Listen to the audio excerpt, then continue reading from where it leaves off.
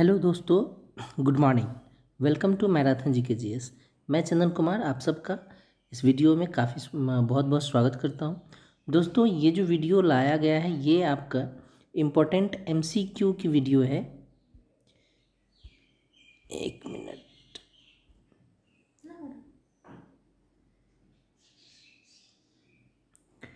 ये जो वीडियो है ये इम्पोर्टेंट बायोलॉजी के एमसीक्यू की वीडियो लाई गई है, जिसमें हम लोग बात करेंगे टॉप जो 10 एमसीक्यू है उसकी बात करने वाले हैं, जो कि एसएससी जो है वो प्रीवियस ईयर में इन सब क्वेश्चनों को पूछ चुका है। तो इन्हीं सब क्वेश्चनों के बारे में आज हम लोग बात करने वाले हैं अपनी इस वीडियो में।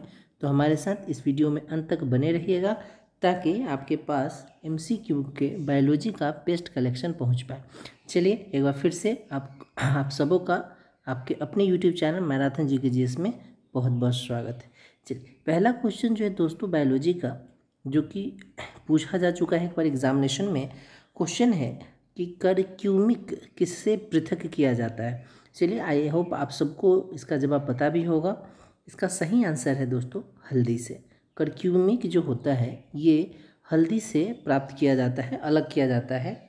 जैसा कि आप सबको पता होगा कि जो हल्दी है यह एक मसाला है जिसका प्रयोग हम नॉर्मली घरों में किया करते हैं। अच्छा, आपको अगर बता दें हल्दी के बारे में कुछ और बात है, तो हल्दी का जो वैज्ञानिक नाम है वो है, आप जैसे कि आपको स्क्रीन पर दिख रहा होगा, करक्यूमा लॉन्गा।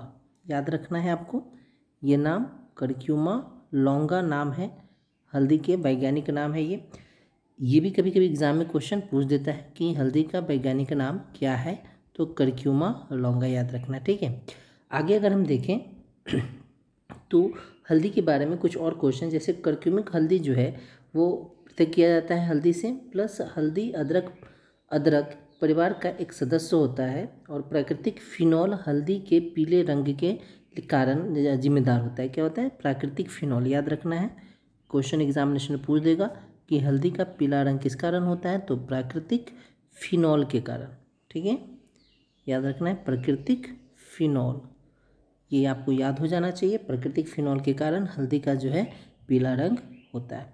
इसी तरीके से हम आगे के सारे प्रश्नों को देखने वाले हैं, तो हमारे साथ इस वीडियो में अंत तक बने रहिएगा। तो ये पहले क्वेश्चन से संबंधित जितने भी डिटेल्स थे वो मैंने आपको बता दिए। अब चलिए अगली क्वेश्चन की ओर बढ़ते हैं। एक अगला क्वेश्चन है आपका कि अमरबेल जिसको कसकूटा या बोलचाल की भाषा में हम इसे अमरलत्ती भी कहते हैं, ये क्या होता है?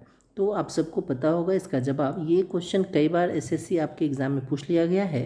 अमरबेल जो है वो एक प्रकार का परजीवी होता है। परजीवी डेट मीन्स पैरासाइटिक। ठीक है, तो याद रखना है अमरबेल क्या होता है, एक तरह का परजीवी होता है।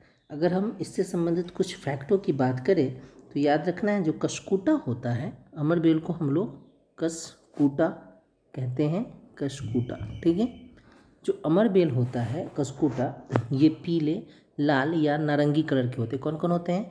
या तो लाल रंग का होता है, या पीला रंग का होता है, या फिर नारंगी रंग का होता है। ठीक है, कसकूटा जो होता है कौन कौन रंग के होते हैं, तो पीला, लाल या नारंगी रंग के होते हैं। तो ये याद हो जाना चाहिए आपको। अब नॉर्मली अमरबेल को आप लोग सड़क के किनारों में जब आउट ऑफ सिटी मार्केट से बाहर जाओगे तो ये अक्सर आपको दिख जाता है। ठीक है, ये हरे रंग के परजीवी पौधे होते हैं, एक तरह से कह सकते हो आप। और जो अमरबेल होता है ये शीतोष्ण और उष्णकटिबंधीय क्षेत्रों में अधिक पाया जाता है। ठीक है, कहाँ कहाँ? तो शीतोष्ण और उष्णकटिबंधीय क्षेत्रों में।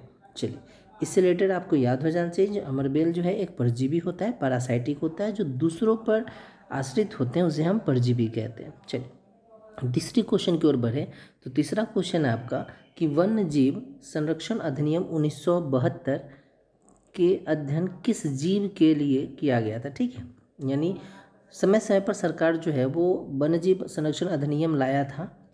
ये 1972 में जो अधिनियम आया कि किस जीव के लिए था, तो इसका सही जवाब है शाही के लिए। ठीक है, किस जीव के लिए था? शाही के लिए। दोस्तों शाही जो है इसको हम लोग इंग्लिश में पर्क्यूपाइन के नाम से जानते हैं। ठीक है, क्या कहते हैं? पर्क्यूपाइन, याद रखना है आपको। शाही की इंग्लिश में कहते हैं हम उसको। ये जो अधिनियम था ये शाही से रिलेटेड था और शाही के संरक्षण के लिए, चूँकि शाही एक ऐसा जीव है जो आज के डेट में मतलब समाप्त होने के कगार पर है, तो सरकार ने इसके संरक्षण के लिए 1972 में ये अधिनियम लाया था। जैसा कि आपको सबको पता होगा कि बाघ जो टाइगर प्रोजेक्ट है वो 1973 में आया था। टाइगर प्रोजेक्ट कब आया था? तो 1973 में, याद रखना। ठीक है, इसी तरह से जगह जगह पर जो है समय समय पर सरकार जो है वो ये सारी चीज़ें लाती रहती है। चलिए अगले क्वेश्चन की ओर बढ़ें। तो अगला क्वेश्चन है कि यदि विश्व के सभी पादप मर जाते हैं तो सभी पशु भी इसकी कमी के कारण मर जाएंगे। आखिर किस चीज़ की कमी के कारण मर जाएंगे? तो पहला ऑप्शन है शीतल वायु, भोजन, ऑक्सीजन या आश्रय स्थल। इसका जो सही जवाब है दोस्तों ये होता है भोजन। ये आपके CGL में पूछा गया प्रश्न है जो मैं आपको भी दिखा रहा हूँ। भोजन की कमी के कारण जो है बाकी जीव जो हैं वो मर जाएंगे अगर सारे पादप मर जाते हैं तो। ठीक है, तो ये प्रश्न आपको याद होना चाहिए। काफ़ी आसान है लेकिन इसको याद रखना ज़्यादा ज़रूरी है। ठीक है, चलिए इसकी अगर डिटेल्स की बात करें तो कह सकते हो आप कि यदि विश्व के सभी पादप मर जाते हैं तो सभी जो पशु है भोजन की कमी के कारण मर जाएंगे, क्योंकि प्रत्येक जंतु खाद्य श्रृंखला में अपनी भोजन प्राप्ति के लिए पादपों पर ही निर्भर रहते हैं। पादप के मर जाने से संपूर्ण खाद्य श्रृंखला, जो खाद्य श्रृंखला है, संपूर्ण खाद्य श्रृंखला यह नष्ट हो जाएगी और जो प्रकृति का संतुलन है ये खराब हो जाएगा, जिससे सभी जीवों को काफ़ी नुकसान होगा। क्लियर हो गया? चलिए अगले क्वेश्चन की ओर बढ़ें। तो अगला क्वेश्चन है आपका 5वां क्वेश्चन है, जिसमें कहा जा रहा है कि वह फाइबर कौन सा है जिसका भंजन आसवन करने पर अमोनिया उत्पन्न होता है। ये क्वेश्चन भी दोस्तों आपके CGL में आया हुआ है, तो इसे भी ध्यान से देखेंगे। चलिए इसका आंसर जो है वो ATP होता है। ठीक है, चलिए हम लोग समझते हैं कि ATP क्या होता है और फाइबर जो है वो हमारे बॉडी में किस तरह से काम करता है। चलिए अगर हम ATP की बात करें तो आपको पता होगा कि जब हम श्वसन करते हैं, श्वसन कार्बनिक यौगिक से ऊर्जा को उत्पन्न करने का एक रासायनिक प्रक्रिया होता है। ठीक है, श्वसन के 2 प्रकार होते हैं। एक को हम बोलते हैं एरोबिक, एक को हम क्या बोलते हैं? एरोबिक श्वसन, एरोबिक श्वसन कहते हैं एक को, और दूसरे को हम लोग अवायवीय श्वसन बोलते हैं। क्या बोलते हैं? अवायवीय श्वसन बोलते हैं। ठीक है, तो ये 2 तरह के श्वसन होते हैं जिसमें एरोबिक और अवायवीय श्वसन कहलाता है। अब चलो दोस्तों अगर हम बात करें तो कहा जाता है श्वसन के दौरान ऊर्जा ATP से भी उत्पन्न होता है। ठीक है, ATP का फुल फॉर्म आपको पता हो जाना चाहिए। इसका फुल फॉर्म होता है एडेनोसाइन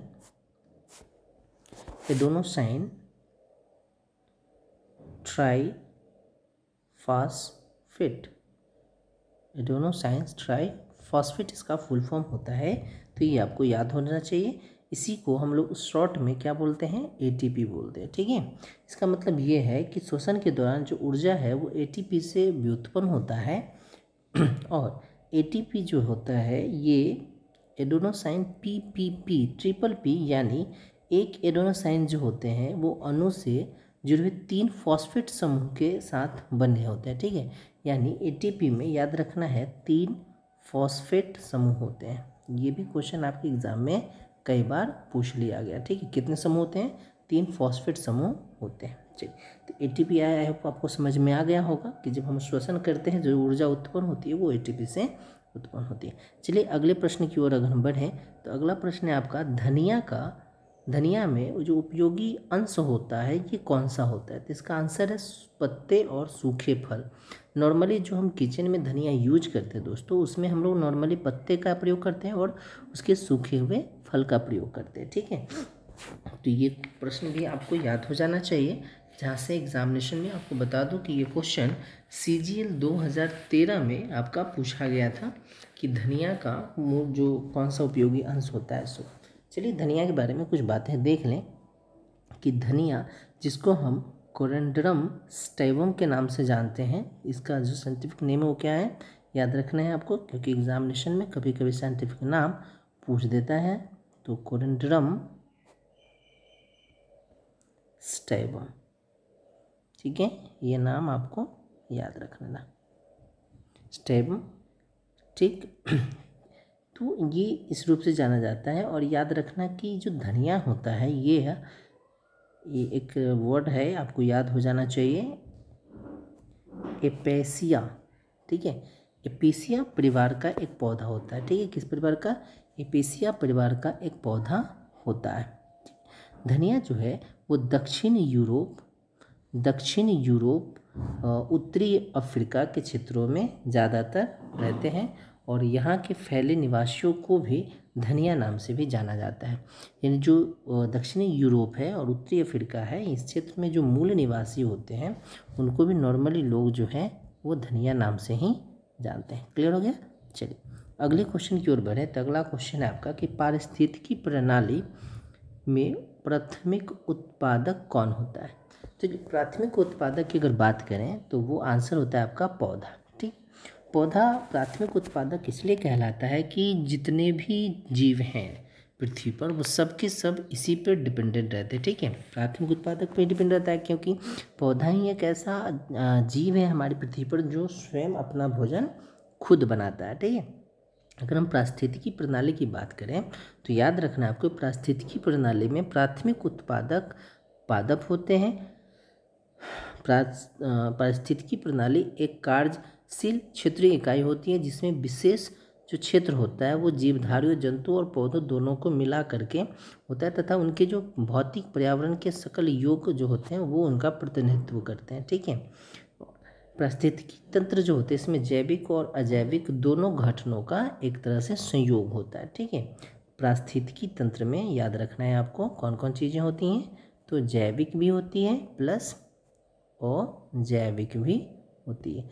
यह प्रश्न भी कई बार एग्जामिनेशन में पूछ लिया गया है कि जो पारिस्थितिकी तंत्र है, पारिस्थितिकी प्रणाली है, वो किन दोनों चीज़ों को मिलाने से बनता है। तो ये दोनों वर्ड आपको याद हो जाना चाहिए, ठीक है। अब चलिए अगले प्रश्न की ओर बढ़ते हैं। तो अगला जो प्रश्न है हमारा वो है नाइट्रोजन किसका अनिवार्य घटक है, ठीक है। ये प्रश्न भी आपके सीजीएल में पूछा गया है कि जो नाइट्रोजन है वो किसका अनिवार्य घटक है। इसका सही जवाब है प्रोटीन का, ठीक है। ये याद रखिएगा, प्रोटीन का ये जो नाइट्रोजन है महत्वपूर्ण घटक होता है। चलिए इसके बारे में अगर 2-3 बातें आपको बता दें कि nitrogen amino acids, nucleotides, proteins, ये सब न्यूक्लिक एसिड के अनिवार्य घटक होते हैं। यह एक खमीर यानी एस्ट जिसको बोलते हैं पोषक तत्व के रूप में बहुत ही महत्वपूर्ण भूमिका निभाते हैं। तो ये क्वेश्चन सीधे सीधे याद रखना कि नाइट्रोजन किसका अनिवार्य घटक होता है, तो प्रोटीन का होता है। चलिए क्वेश्चन नंबर 9 की ओर बढ़ते हैं। तो ये काफ़ी VVI बना लो क्योंकि ये क्वेश्चन एग्जाम में कई बार रिपीट हो चुके हैं। फलों के मीठे स्वाद का कारण क्या है? इसका सही जवाब है फ्रुक्टोज के कारण जो है वो फल मीठे होते हैं। किसके कारण मीठे होते हैं?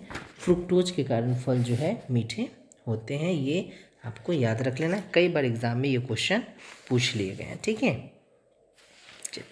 अगर हम फ्रुक्टोज के बारे में कुछ बातों को देखें तो फलों में प्रचुर मात्रा में फ्रुक्टोज पाया जाता है, ये आप सबको पता है, जो कि फलों के मीठेपन के लिए उत्तरदायी होता है, रिस्पॉन्सिबल होता है।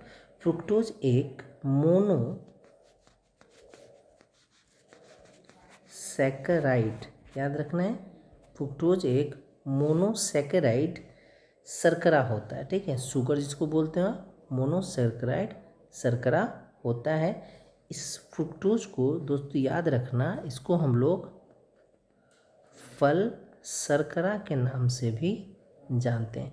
अगर आपके एग्जाम में क्वेश्चन आता है कि फल शर्करा किसे कहा जाता है तो आंसर याद रखना फ्रुक्टोज को कहा जाता है। क्लियर हो गया? अब चलिए इस वीडियो का आखिरी क्वेश्चन जो है वो है कि विश्व आहार श्रृंखला के आधार में कौन से जीव, आधार का मतलब दोस्तों होता है जो तल होता है जहाँ से जीव श्रृंखला की शुरुआत होती है वो, इसका सही जवाब है उत्पादक। उत्पादक याद रखना, ये आहार तल के सबसे नीचे होते हैं, क्योंकि जो भी चीज़ें बनती हैं वो उत्पादक से ही बनती हैं, ये आप सबको पता है। तो ये आसान सा क्वेश्चन है, इन्वायरमेंट सेक्टर का क्वेश्चन है, तो ये भी याद रखना। चलिए दोस्तों, ये वीडियो यहीं पर समाप्त करते हैं। आई होप ये वीडियो आपको पसंद आई हो। अगर आपको वीडियो अच्छा लगा तो लाइक ज़रूर कीजिएगा, और इसी तरह के बेहतरीन क्वेश्चन के कलेक्शन के लिए चैनल को ज़रूर सब्सक्राइब कर लीजिए, बेल आइकन ज़रूर दबा लीजिएगा, ताकि आपको नई वीडियो की नोटिफिकेशन जल्द मिले और आप सबसे पहले वीडियो को देख पाए। मैराथन के साथ जुड़ने के लिए बहुत बहुत धन्यवाद। मिलते हैं नेक्स्ट वीडियो में इसी तरह के कुछ बेहतरीन क्वेश्चन के कलेक्शन के साथ। थैंक यू, धन्यवाद।